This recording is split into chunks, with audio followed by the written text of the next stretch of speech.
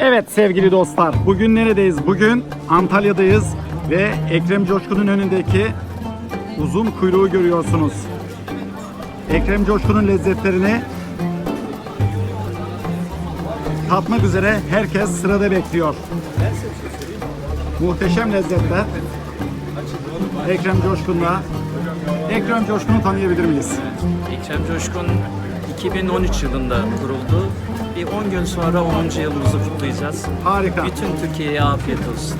Teşekkür ediyoruz. Ekrem Coşkun'un lezzetlerini çok seviyoruz.